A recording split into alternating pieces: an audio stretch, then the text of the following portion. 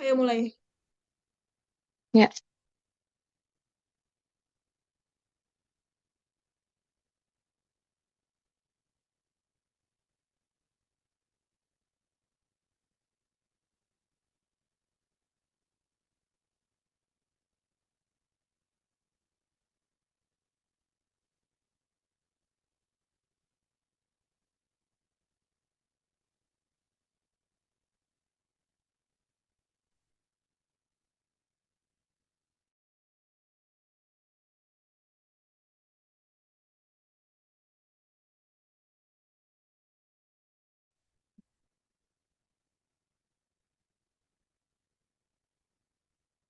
Udah mulai ya.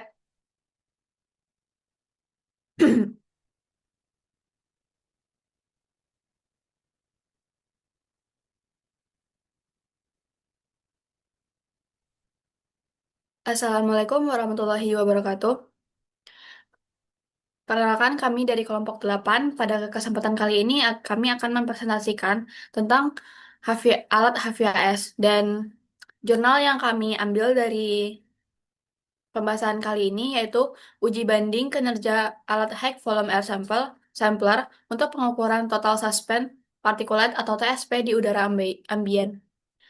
Dan jurnal ini ditulis oleh Pramana Budi Purwaka dan Siswanto Adi Wijanarko.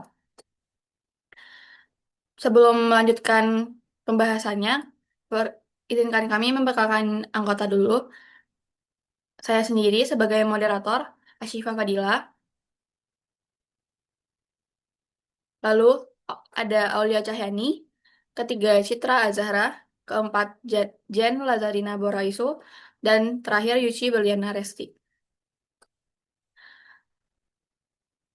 Pada pembahasan jurnal yang kami ambil, terdapat latar belakang yang bisa disimpulkan yaitu partikulat tersuspensi atau TSP merupakan salah satu polutan udara yang berdampak signifikan terhadap kesehatan dan lingkungan.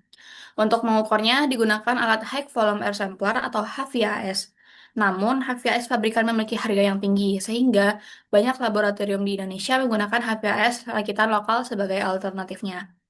Lalu untuk pembahasan selanjutnya, terdapat hipotesis tentang jurnal ini, dan hal ini akan disampaikan oleh teman saya, anggota selanjutnya.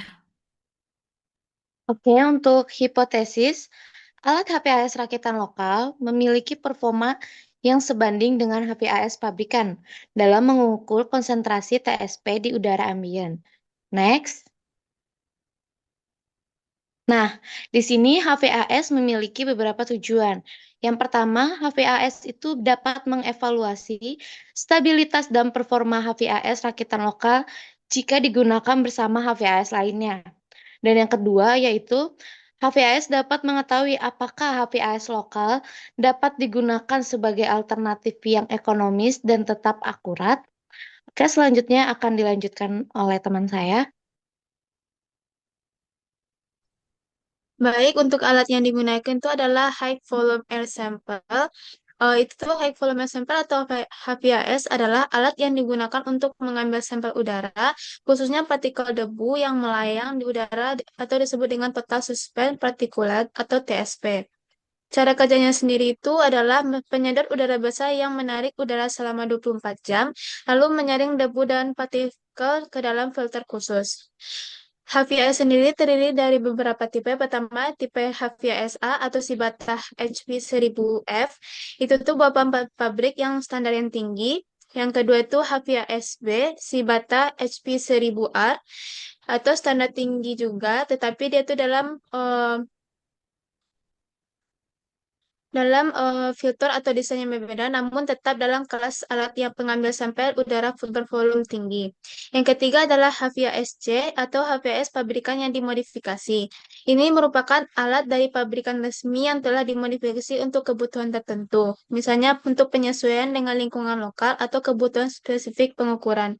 Yang keempat, HVASD atau HVAS lokal rakitan. Alat rakitan dalam negeri yang disusun berdasarkan prinsip kerja HVAS komersial biasanya untuk efisiensi biaya. Yang kelima, HVASE adalah HVAS lokal rakitan model baru atau uji konfirmasi. Versi lokal terbaru ini yang masih dalam tahap pengujian untuk memastikan keakuratan dan kehandalannya dibanding alat standar. Next. Yang kedua tuh ada kalibrator aliran HVAS. Nama alat itu adalah X-Calibrator Teach TE HPV 0073 yang berfungsi untuk mengkalibrasi atau menyesuaikan aliran udara pada HVAS agar sesuai dengan standar internasional atau SI yang kapasitasnya itu 1.100 sampai 1.200 liter per menit. Standar acuan itu terhubung ke sistem kalibrasi nasional melalui BTMP, BPPT, dan TIS Environmental. Yang ketiga adalah neraca analitik yang digunakan untuk menimbang filter sebelum dan sesudah pengambilan sampel. Fungsinya itu untuk menentukan masa petika yang ditetapkan oleh filter, baik sebelum ataupun sesudah. Yang keempat ada filter Advantage fiberglass yang ukuran 20,3 kali 25,4 cm. Jenisnya itu fiberglass yang berkualitas tinggi untuk menyaring partikel dari udara yang disedot oleh HVAS. Yang ukurannya itu 20,3 cm kali 25,4 cm sesuai standar filter HVAS. Keunggulan dari fiberglass ini tersendiri adalah fiberglass ini tahan terhadap suhu tinggi dan kelembapan, serta tidak mudah rusak atau bereaksi dengan bahan kimia. Selanjutnya akan dilanjutkan oleh anggota selanjutnya.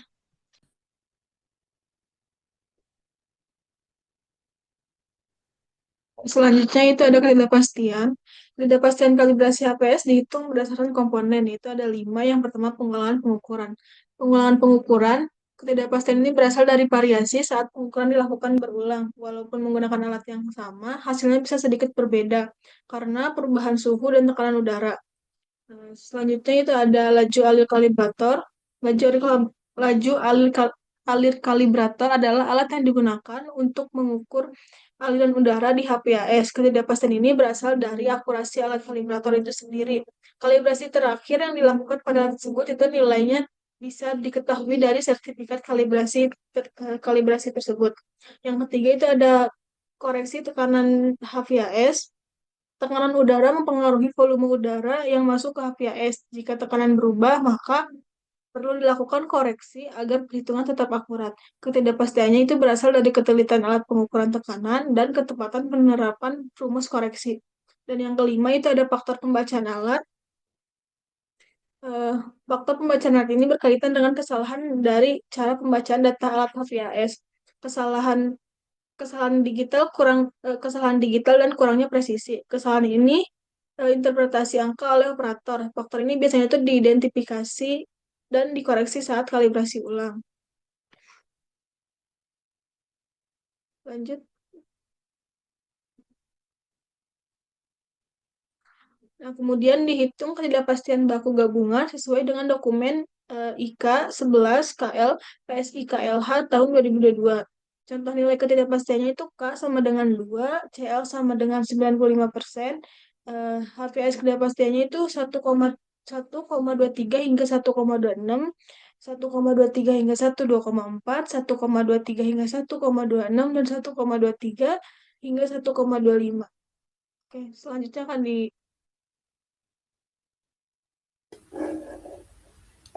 Dari pembahasan yang telah dipaparkan, dapat disimpulkan bahwa HVAS adalah alat penting dalam pemantauan kualitas udara yang berfungsi untuk mengumpulkan partikel udara dalam volume besar, seperti debu atau partikulat halus. Alat ini sangat berguna untuk menilai tingkat pencemaran udara, mendukung analisis laboratorium, serta membantu pengambilan keputusan dalam bidang lingkungan dan kesehatan masyarakat. HVAS juga digunakan untuk memastikan bahwa kualitas udara di suatu wilayah tetap berada dalam ambang batas aman sesuai regulasi. Desain alat HVAS sangat mempengaruhi kinerja dalam pengambilan sampel TSP. Hasil uji menunjukkan bahwa HVAS rakitan lokal memiliki kelemahan pada bagian filter holder, yang menyebabkan hasil pengukuran TSP jauh lebih rendah dibandingkan HVAS pabrikan. HVAS A, B, dan C menunjukkan hasil yang relatif seragam, dengan selisih 4-20%, sedangkan HVAS D menunjukkan selisih terbesar hingga 49%. Rata-rata konsentrasi TSP masih berada di bawah baku mutu udara ambien, menurut PP nomor 22 tahun 2021, kecuali pada HVASB yang mencapai 234 mg per meter kubik. Temuan ini menjadi bahan evaluasi bagi pengembangan HVAS lokal agar kualitasnya dapat ditingkatkan dan setara dengan HVAS standar.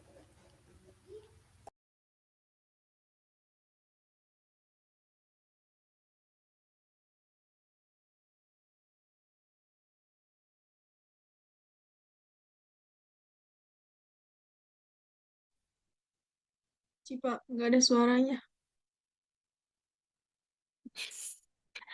Hafia, dapat disimpulkan dari pemaparan teman-teman tadi bahwa banyak tipe-tipe dari HVAS dan juga dari alat tersebut terdapat ketidakpastian yang menyebabkan perbedaan pengukuran dari berbagai tipe dari HVAS.